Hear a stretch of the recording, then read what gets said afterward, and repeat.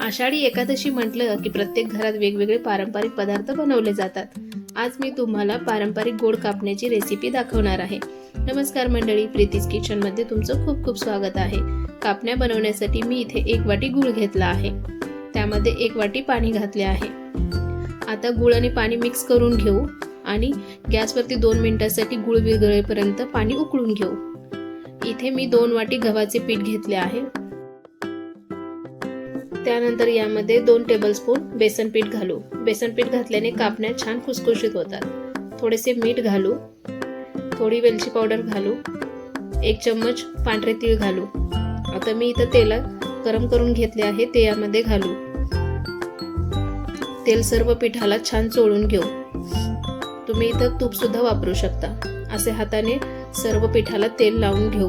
असा मुटका तयार झाला की समजायचं पिठाला सगळीकडे तेल व्यवस्थित लागले आहे। आता गुळाचे पाणी गाळून घेऊ आणि थोडे थोडे पाणी घेऊन पीठ मळून घेऊ। गुळाचे पाणी गाळूनच घ्या, कारण गुळामध्ये काही घाण असते तर ती निघून जाते। आता आपण घट्टसर गोळा मळून घेऊ। गोळा मळल्यानंतर 10 मिनिटसाठी बाजूला ठेवून देऊ। 10 मिनिटमध्येच आपले पीठ छान तयार झाले आहे। आता या पिठाचे 3 समान गोळे करून घेऊ। आता त्यातला एक गोळा घेऊ। गोळा थोडासा पोळपाटावरती मळून घेऊ आणि लाटून घेऊ। पुरीला आपण जसे लाटून घेतो तसेच लाटून घ्यायचे आहे, एकदम पातळ लाटायचे नाही।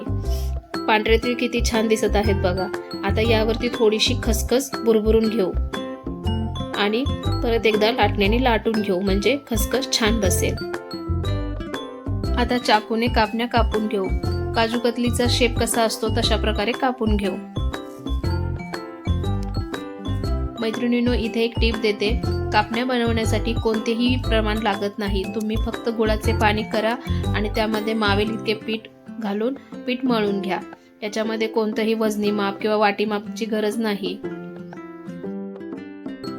इथे आपल्या कापण्या कापून झाल्या आहेत। अशा शेप मध्ये कापण्या कापून घ्यायच्या आहेत। आता या सर्व कापण्या मी एका ताटामध्ये बाजूला काढून ठेवते आणि बाकीच्याही कापण्या अशाच प्रकारे करून घेते।